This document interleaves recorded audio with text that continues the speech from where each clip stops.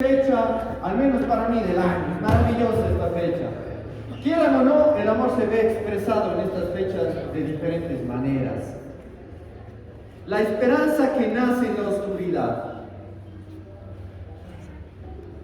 La mayoría de nosotros conocemos quizás este medio de señal, el faro. Los faros están diseñados para emitir una luz fuerte y poderosa. Es una luz que es visible a largas distancias, para que los barcos puedan tener una guía y a su vez no poder estrellarse contra los acantilados, contra sitios rocosos, contra bancos de arena tal vez en donde pueden quedarse embarcados. También para que puedan tomar rutas seguras en medio de la oscuridad, en medio de una tormenta. Es una luz tan fuerte que pueden visualizarse en medio de esas tormentas tan fuertes y en la oscuridad más profunda de la noche. Aún con niebla se puede visualizar esta luz y guiar a los barcos. Si fuéramos como esos barcos, en medio de la oscuridad, en medio de una tormenta, en medio de esa niebla, ¿qué sería lo que estaría guiando tu vida para no estrellarte, para no chocarte, para no naufragar como un barco?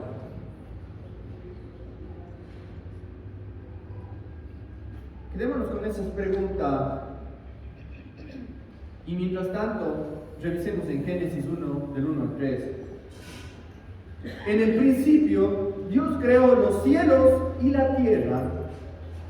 La tierra estaba sin orden, es decir, estaba desordenada, estaba en caos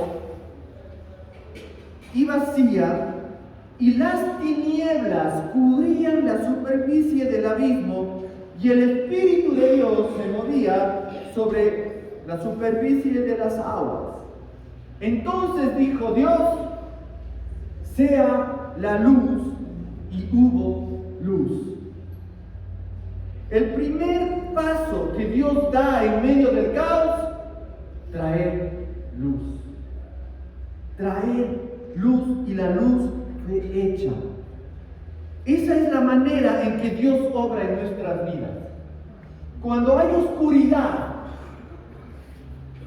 cuando hay tormentas, cuando no podemos mirar un lugar seguro al cual llegar, Dios trae luz. Quiero en esta mañana compartir una historia en la cual se ve reflejada esta luz. Vemos desde Génesis que Dios quería traer luz. Dios trajo luz en medio de la oscuridad y en medio del caos que se encontraba la tierra. Vamos a leer una historia que está en Isaías 9, del 1 al 2. Vamos a leer en esta mañana del 1 al 7. Pero este tiempo de tinieblas y desesperación no será, ¿qué dice ahí? Eterno. Un tiempo de tinieblas y desesperación no será eterno. Aunque pronto la tierra de Zabulón y Neftalí caigan bajo el menosprecio y el castigo de Dios, en lo futuro, estas mismas tierras ubicadas en Galilea y Transjordania del norte, donde están los caminos que llevan al mar, se verán llenas de gloria.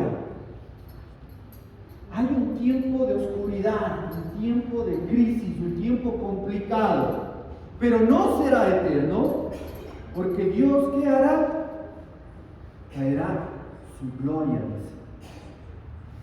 Para comprender un poco del contexto en el cual está Isaías, Israel estaba dividida en el reino del norte y en el reino del sur. En el reino del norte estaba el rey Pekán y en el reino del sur estaba Acaz.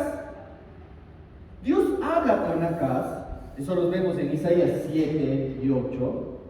Dios habla con Acaz para decirle que tenga confianza en él, Vamos a revisar ese versículo que se me ha caído. Isaías 7, versos 4 y 7. Aquí está.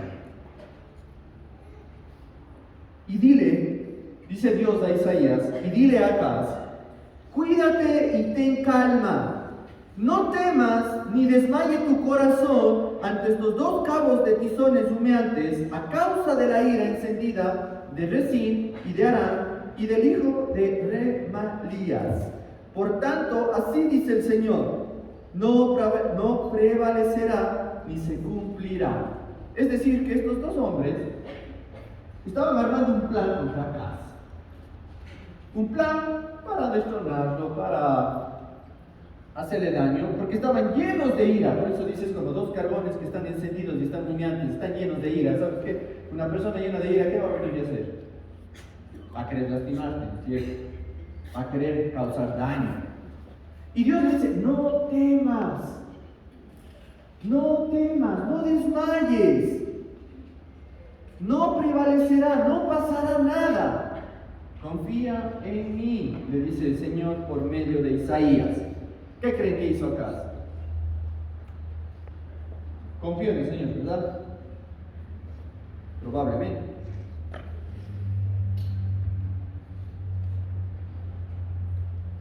Pero no fue así. Aún Dios le dice: pídeme una señal, Acaz. Pídeme una señal y te voy a mostrar que yo soy Dios y que estoy aquí contigo y que no va a prevalecer esos planes que tienen tus enemigos. No, Señor, no te voy a molestar. ¿Qué te voy a pedir algo así? Pero el rey Acaz no estaba confiando en el Señor. Decidió en su torpeza no confiar en Dios. ¿Y en quién creen que confió? En estos hombres que venían a atacar, en los asirios. Y por eso, después de un tiempo, los asirios dan la vuelta a la tortilla, como se dice aquí, ¿no? Vas y haces un plan con tus enemigos y tus enemigos te terminan traicionando. Y a raíz de eso, los asirios empezaron a gobernar y a hacer opresión en el pueblo donde el rey Acaz estaba reinando. Entonces era un tiempo oscuro, era un tiempo difícil, era un tiempo complicado. Ellos estaban oprimidos, fueron dominados por las personas más bárbaras que existían en aquel entonces. Y por eso, Acaz y su pueblo fueron dominados por los asirios, quienes estaban en un tiempo de oscuridad. Por eso les decía que es un tiempo oscuro en Isaías 9. A veces Dios nos da señales claras, por medio de su palabra, por medio de otras personas que no necesitan ser los grandes profetas. A veces es la persona que está a tu lado, un hijo, una hija, tu esposo, tu esposa, tu amigo, un líder de la iglesia de hogar, un pastor de la congregación. No necesitan ser esos grandes profetas para que Dios te dé señales y que te diga: hey, por ahí no es, no temas, yo estoy contigo, no vayas por esa decisión, no confíes ahí.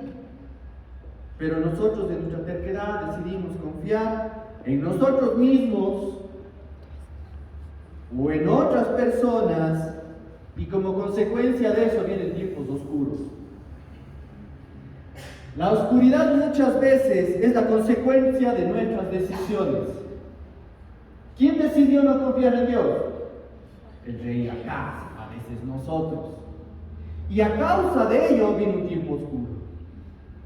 A veces nuestras decisiones son los que nos llevan a esos tiempos oscuros.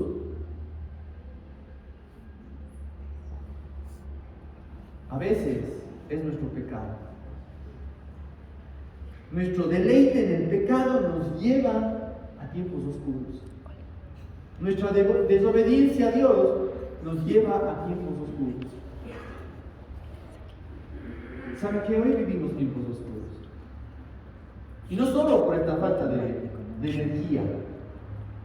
Que sí, a veces en las noches estamos como nuestras luces LED, nuestras velitas, tratando de llevar la noche y con nuestras actividades.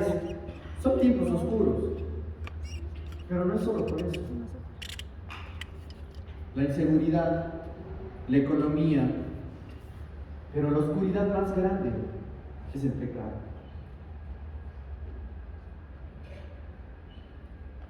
Los asirios eran bárbaros, degollaban a sus enemigos, los desvestían públicamente, los enganchaban sus cuerpos y los arrastraban. ¿Quién no iba a tener miedo en medio de eso? ¿Quién no iba a sentirse oprimido de un tiempo de oscuridad debido a quienes nos estaban gobernando? Hoy en día vemos noticias, aunque por esta razón la verdad no me gusta ver las noticias. Se ven noticias donde hay secuestros, robos, torturas, asesinatos, cuerpos desmembrados. Las personas se están convirtiendo como estos asirios. Las personas nos estamos convirtiendo en aquello que tanto rechazamos a causa del pecado. Hay otras como la esclavitud que estamos viviendo por las deudas. Hoy en día las consejerías se están incrementando en estos temas. Las deudas. Vienen por un problema, es que peleé con X persona por esto. Pero empiezas a mirar en el fondo y empiezas a mirar en el fondo y empiezas a mirar más en el fondo.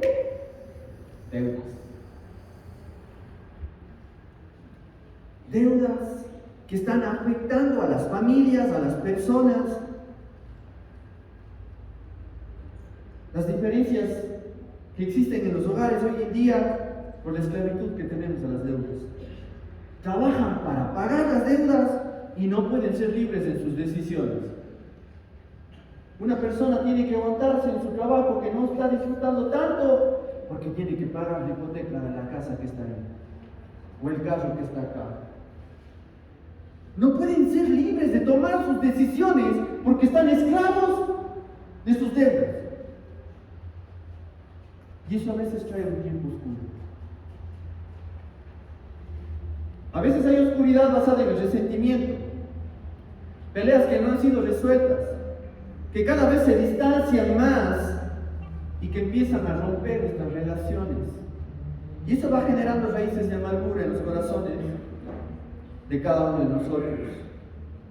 Mis queridos hermanos, nuestras decisiones traen consecuencias.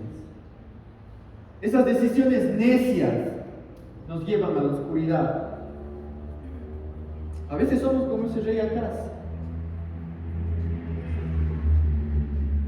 Dios permite muchas veces esas consecuencias de nuestras decisiones para que podamos apreciar la luz de su gloria. A veces Dios permite que venga esa oscuridad para traer restauración, porque la oscuridad no será eterna, dice Dios. El propósito de Dios no era la destrucción de su pueblo. Dios quería salvar a su pueblo. Y por eso es que Él hace esa promesa en Isaías 9, en donde dice que no será eterna el sufrimiento, en donde su oscuridad no será eterna, y que Él iba a traer algo nuevo y diferente. Dios va a traer la luz donde había una opresión. Y hoy en día, tal vez tú y yo nos estamos sintiendo oprimidos por cualquier situación o circunstancia y quizás por causa del pecado. Así también Dios va a traer luz hoy, en medio de la inseguridad, en medio de la economía, aún en relaciones rotas. Acaz no confió en Dios a pesar de que Dios le había dado señales. ¿En quién puso su confianza? Ya sabemos, los asirios. Si él confió en ellos y los traicionaron, pues el tiempo llevó a que ellos sean oprimidos, tanto el rey como su pueblo. Esa decisión le trajo una oscuridad. ¿Ok? Estamos ahí. Vamos a retomar ese punto. Y ahora quiero ponerles un ejemplo. No sé si alguien haya leído esta novela, El faro del fin del mundo, de Julio Verne.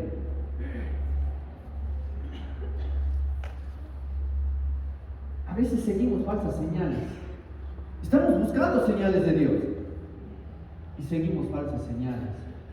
¿Por qué saco como ejemplo El faro del fin del mundo? Esta novela fue escrita por Julio Verne y está relacionada a un faro que hay en Antártida, la Patagonia, al último punto del fin del mundo, como dice en este libro.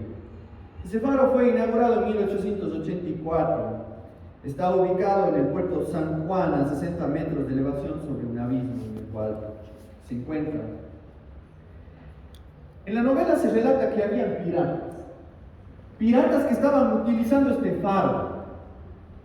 Ya saben que por el nombre de piratas, por lo general no iban a estar haciendo algo bueno. Encendían y apagaban la luz de este faro para engañar a los navegantes de los barcos, para que en medio de su oscuridad no tengan claridad y se estrellen y naufraguen. Y obviamente pues eso lo tomaban como botín.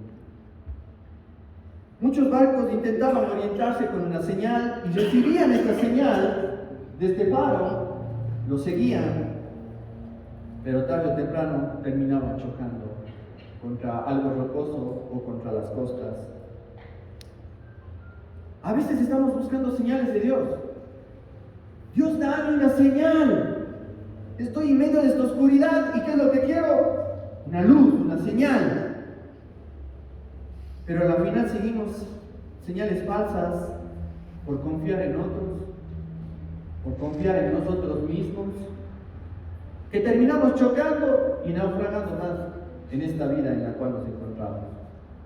Entonces, ¿cómo distinguir que una señal viene de Dios? Entendiendo y conociendo su palabra. No hay nada mágico en eso. Si quiero conocer cuál es una señal de Dios, es entendiendo y conociendo su palabra. No hay de otra manera. Teniendo una relación con Dios, porque puedo ser sensible a su voz y escucharlo. Aprendiendo aquí los días domingos de la palabra de Dios, en las iglesias de hogar, donde amigos que escuchan de Dios y que pueden ser instrumentos de Dios como una señal para guiarme en medio de la oscuridad. Dios nos da señales, ya por medio de su palabra, por medio de personas. No tienen que ser mágicas. Dios es sobrenatural y puede hacer cualquier cosa, pero ya ha puesto su palabra para darnos las señales más importantes que necesitamos en nuestras vidas. Miren la señal que Dios le dijo al rey Acaz. Por tanto, el Señor mismo les dará esta señal: una virgen concebirá y dará a luz un hijo, y le pondrá por nombre Emmanuel. ¿Ustedes creen que esta señal no estaba relacionada a la palabra de Dios y a la voluntad de Dios? Vamos a recordar Génesis cuando dice que la simiente de la mujer, ¿qué dice que iba a ser la simiente de la mujer? Iba a pisotear la cabeza de ¿qué? Serpiente. Entonces la señal de que iba a venir por una mujer la salvación. Después de muchos años, varios años, en Isaías viene la profecía y dice: esta es la señal en la que una virgen concebirá y dará a luz a un hijo. Mire esa señal. Una virgen tendrá un hijo. Bueno, hoy en día tal vez por los métodos in vitro podemos llegar a hacer algo así, pero en estos tiempos no había algo así. Cuando conocemos su palabra y tenemos esta relación con Dios, vamos a poder distinguir qué es una señal verdadera y una señal falsa. El salmista sabía tan bien esto que dice en el Salmo 119, 104 y 105, de tus mandamientos he adquirido inteligencia, por tanto he aborrecido todo camino de mentira. ¿Por medio de qué ha logrado distinguir qué es mentira? Por medio de la palabra. Lámpara es a mis pies tu palabra y lumbrera mi camino. Bueno, tal vez si tú en algún momento estás, el ejemplo que yo pongo ahorita es como en el campo, todo está oscuro, oscuro. Cuán valiosas son esas linternas ahora de los celulares, ¿no? Para poder mirar ahí qué paso estamos dando.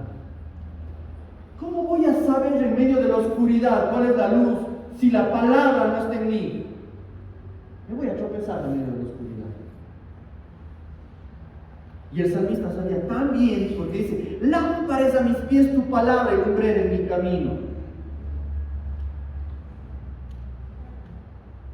Vamos a continuar en Isaías.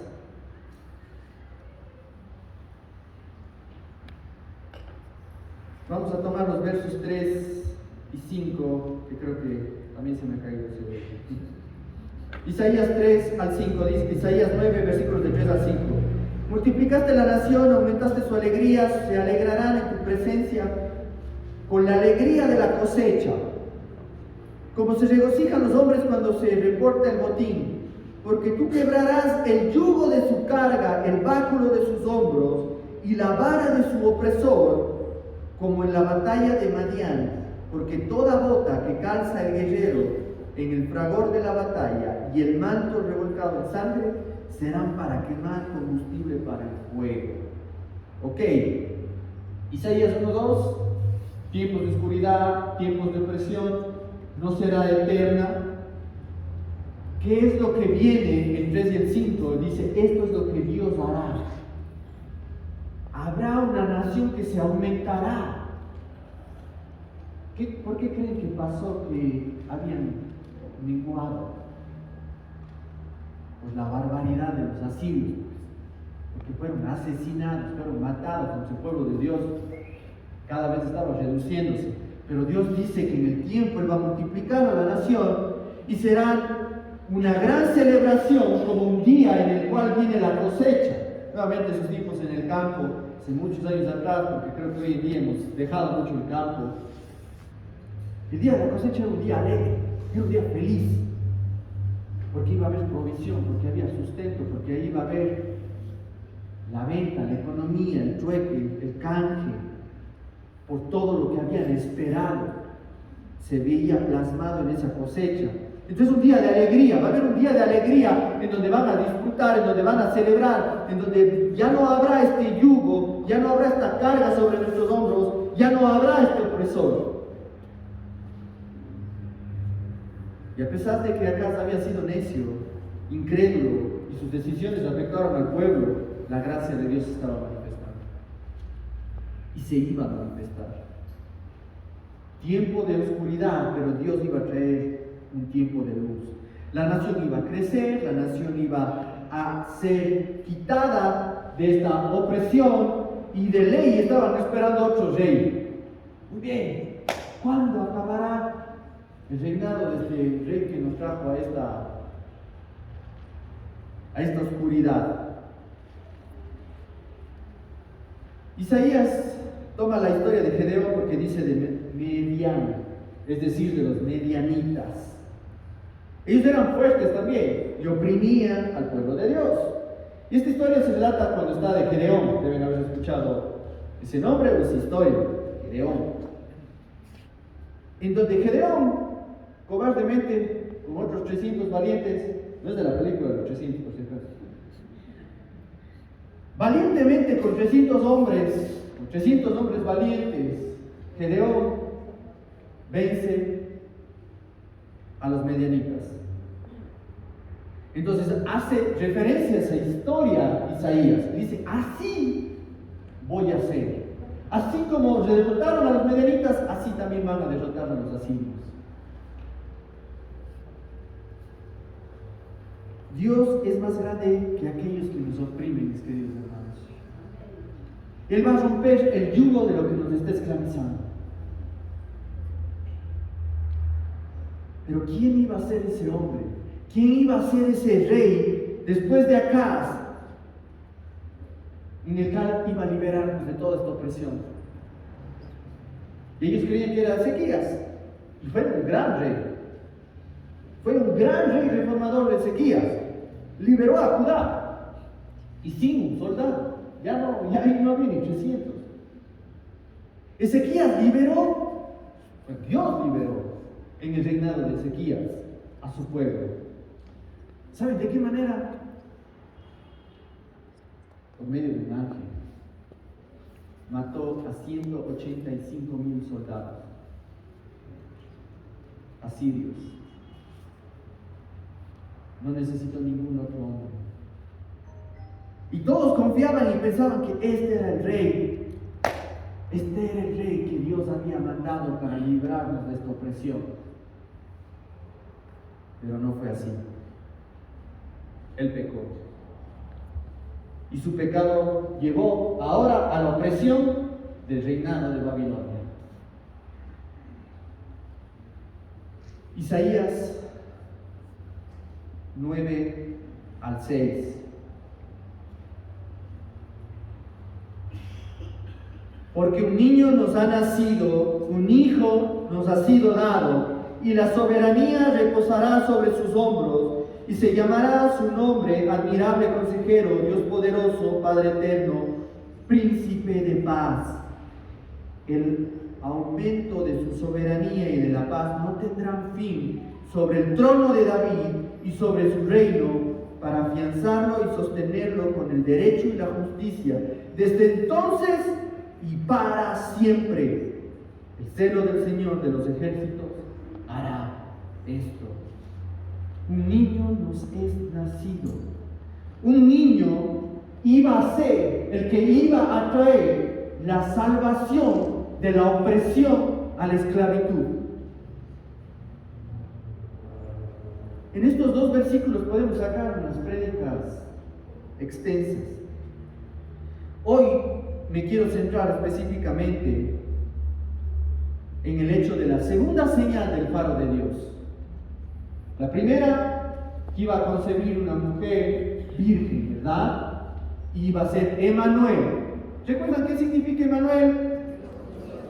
Dios con nosotros. Primera señal. Segunda señal, que le dice: porque un niño nos ha nacido, un hijo nos ha sido dado, y la soberanía reposará sobre sus hombros. Dios en su plan quería liberar a su pueblo de toda opresión, oscuridad en la cual se encontraba. Envió a su Hijo para salvarnos de esa opresión, para mostrarnos un camino en medio de las tinieblas y en medio de la oscuridad. Necesitamos esa verdadera luz, esa luz que nos guía, esa luz que nos advierte. La palabra de Dios. Y la palabra se hizo carne. Y el verbo se hizo carne. Entonces, si necesitamos la palabra de Dios y el verbo se hizo carne, ¿a quién necesitamos? A Cristo Jesús. Él envió a su Hijo para salvarnos de toda opresión, para mostrarnos un camino, para abrir camino donde no lo hay. Miren lo que Jesucristo dice en Mateo 4, 13-17. Salido de Nazaret fue a Capernaum, que está junto al mar, en la región de Zabulón y Neftalí. ¿Recuerdan que vimos estas dos palabras? Para que se cumpliera lo que había dicho por medio del profeta Isaías, cuando dijo: tierra de Zabulón y tierra de Neftalí, camino del mar, al otro lado del Jordán, Galilea de los gentiles.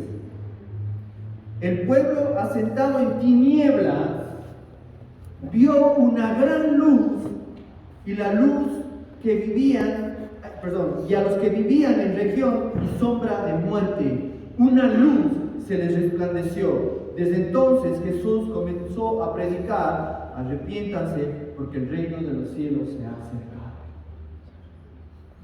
Cristo Jesús vino a medio de la oscuridad de nuestras vidas para resplandecer. Porque el reino de los cielos se ha acercado a ti y a cada uno de nosotros. Por eso, arrepiéntanse de aquello que nos está llevando a la oscuridad. El faro y la luz es Cristo. Él es la gran luz, la señal que necesitamos, aquella luz que nos guía en medio de la oscuridad y que nos lleva a ese puerto seguro. Si tú te has sentido que en este tiempo estás en opresión, en oscuridad, la señal y la gran luz que necesitas es Jesús. Tú y yo lo necesitamos hoy y siempre. Porque tenemos un gran opresor, y ese es el pecado. Los asirios, los medianitas, los babilonios oprimen a otros pueblos. Así hace el pecado con nosotros, nos oprime. Nos hace tener miedo, como Acaz tuvo miedo y le llevó a una decisión. Tomamos malas decisiones en medio del miedo. ¿Quieres tomar una decisión basada en el miedo o en la fe? Y a veces tener fe no es sencillo, porque te va a llevar a un camino que parece oscuro, pero ese camino no es el tuyo.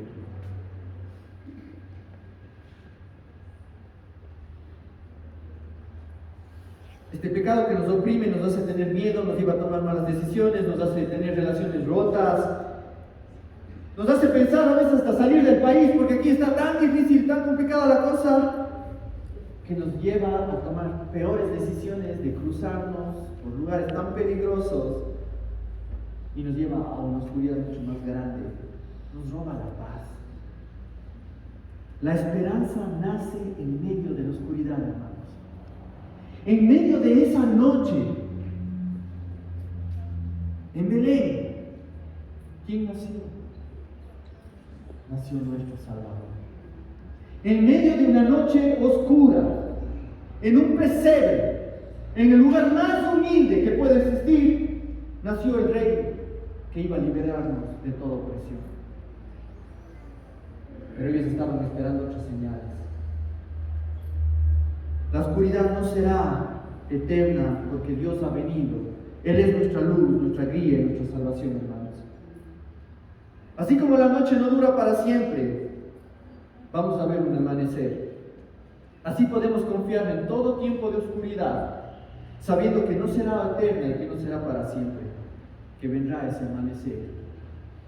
Un día todo esto acabará y estaremos alegres como el día de la cosecha, celebrando y gozoso, disfrutando de eternidad. Así que vayamos a Jesús y pongamos toda nuestra confianza y toda nuestra vida a sus pies.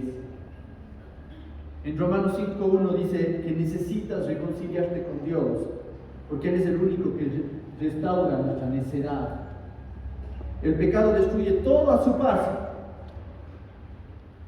Somos ciegos de la manera autodestructiva en la cual empezamos a vivir a causa del pecado.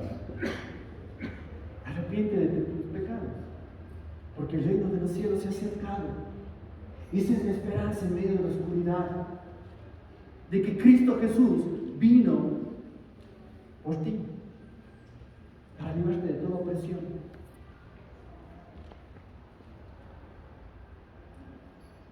Lucas 4:18.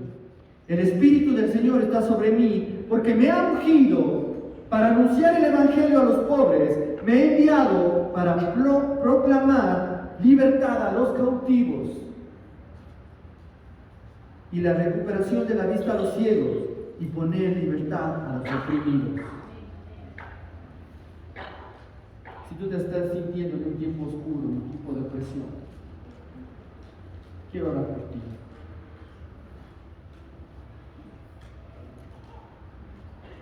Creo que todos tenemos miedo a la oscuridad, y desde que somos niños. Pero Cristo Jesús es la luz que necesitamos en medio de la oscuridad.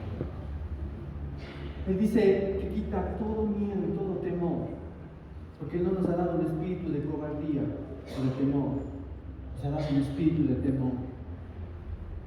Tal vez tú has recibido amenazas, tal vez tú has pasado por robos, tal vez tú estás pasando la depresión y la oscuridad más triste emocionalmente que puedes estar pasando. Tal vez estás inundado de deudas y te sientes tan oprimido por ello. Tal vez está tan amargado tu corazón que te sientes tan esclavo de esta amargura que Cristo Jesús hoy está diciendo que viene a poner libertad a ti, a los oprimidos. Hoy en día los asirios tienen otros nombres y no quiero citarlos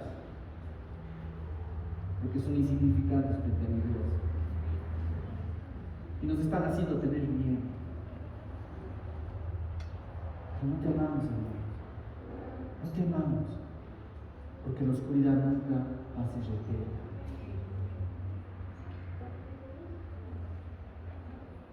Quiero orar por ti, puedes ponerte de pie esta mañana. Sientes oprimido, el temor,